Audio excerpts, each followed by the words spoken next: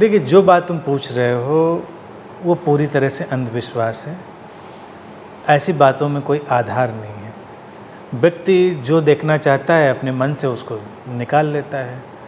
और रहा सवाल ज्योतिषियों का या इस तरह के बाबाओं का, तो उनका तो काम ही यही है व्यक्ति को भयभीत करना या उसको किसी न किसी तरह के उलझाव में डालना।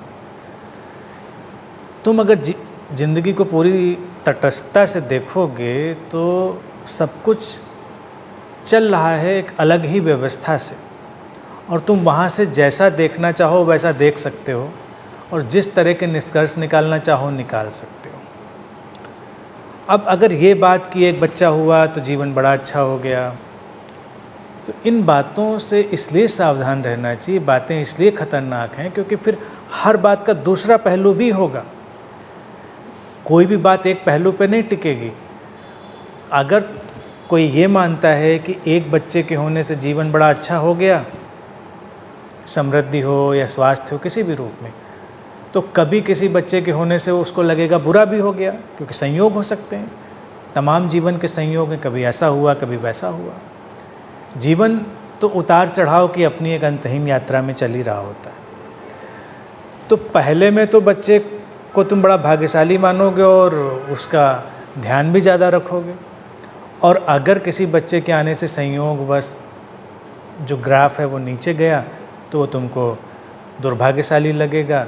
फिर वो बच्चा तिरस्कृत भी होगा, उपेक्षित भी होगा, और तुम्हारे मन में भी एक अजीब सी भावना पैदा होगी। घरों में देखिए, जब शादियां होती थीं तो इसी को कितने कितने रूपों में लोग अपने जीवन में शामिल करते थे। शादी होकर लड़की आई तो लक्ष्मी के चरण पड़े। अब अगर सब अच्छा रहा तो लक्ष्मी के चरण पड़ गए। कुछ भी परिवार में बुरा हुआ, बीमारी हुई, दुर्घटना हुई, व्यापार में हानि हुई, किसी की नौकरी गई, तो इसके पैर पड़ते ही घर में विपत्ति आ गई। सारा का सारा ठीकरा उस लड़की के ऊपर फोड़ दिया जाता था। ये समाज का एक आम प्रचलन रहा है। इसी तरह से घरों में देखिए कि कोई किसी घर में गया, अब उसके जीवन में जो भी परिस्थितियां चल रही थी वो अच्छी की तरफ ही ले जा रही थी, और ये एक संयोग बैठा कि वो घर में गया तो परिस्थितियां भी अच्छी हो गई तो अच्छा हो गया, और परिस्थितियां मान लीजिए संयोग बस बुरी हुई तो बुरा हो गया। तो ये सब चीज़ों को ऐसे जोड़कर व्यक्ति देखता है। मैंने इसीलिए हमेशा वार्निंग दी है लोगों को, अध्यात्म के जगत में भी, जो गुरुओं के पास भी जाते हैं, कि वो आशीर्वाद दें कि उनका कल्याण हो जाए।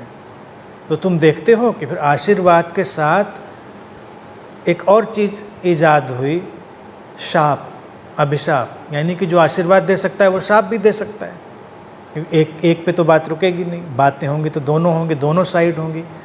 जो तुम्हारा अच्छा कर सकता है वो तुम्हारा बुरा भी कर सकता है, यानी कि उसको मैकेनिज़्म तो पता है ना करने का। तो इसीलिए इसको लोगों ने ऐसे जोड़ लिया कि जो गुरु लोग होते थे, पहुँचे हुए सिद्ध लोग होते थे, वो आशीर्वाद भी देते थे और शाप भी देते थे, दोनों चीज़ें करते थे। लेकिन हकीकत ये है कि कोई कुछ करता नहीं है, ना आशीर्वाद देता है ना श्राप देता है। अस्तित्व में बस घटनाएं होती हैं। जिसके लिए जिस तरह की परिस्थितियां अस्तित्व ने निर्मित करी हैं वैसी हो जाती हैं, और वो क्यों होती हैं इसमें बहुत सारे रहस्य हो सकते हैं, और बहुत सारी उसकी आंतरिक और बाहरी परिस्थितियां हो सकती हैं, उसके विचार धारणाओं की स्थितियां हो सकती हैं।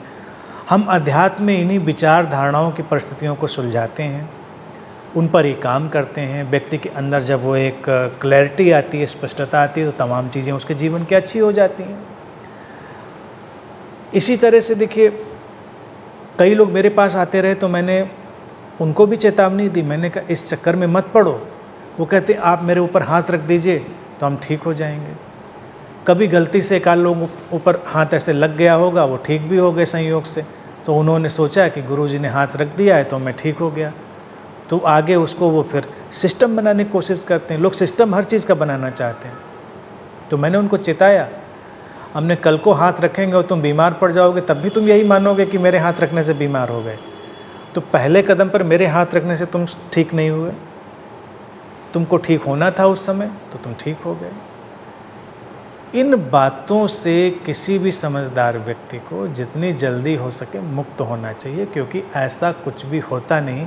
क्योंकि तुम हर चीज़ की अगर अच्छी परिस्थिति की तरफ कोई चीज़ जोड़ोगे तो तुम बुरी परिस्थिति की तरफ भी उसको जोड़ लोगे। अच्छी और बुरी बातें सब संयोग हैं या रहस्य हैं या अस्तित्व की एक जटिल प्रक्रिया है, जिसको कई बार सीमित मन जो है व्यक्ति का वो नहीं जान पाता है। तो बेहतर है जीवन को पूरे स्वीकार भाव से जिएं, समझदारी से जिएं और अपना भी पूरा सम्मान करें, हर किसी का सम्मान करें, हर बच्चे का सम्मान करें, प्यार करें उसको पूरा। घरों की बात है तो हर घर को एक अपॉर्चुनिटी की तरह देखें, उपयोगिता की तरह देखें, यूटिलिटी की तरह देखें। कोई समस्या है तो समस्या का निदान करें, उसके लिए प्रयास करें जो भी संभव बन सकता है।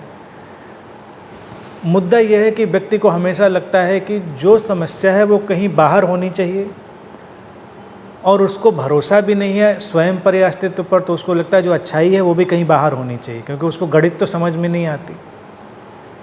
सफलता असफलता की कोई गणित आज तक समझ में नहीं आई व्यक्ति के कि वो कहे कि नहीं इस कारण से मैं सफल हुआ।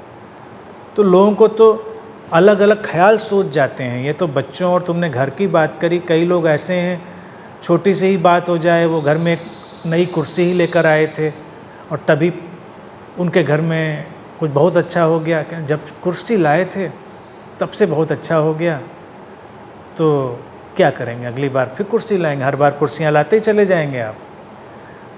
तो ये सब बातें थोड़ी नादानी वाली हैं, इनसे व्यक्ति को जल्दी से जल्दी मुक्त हो जाना चाहिए और जीवन के पूरे सम्मान और स्वीकार में जीना चाहिए।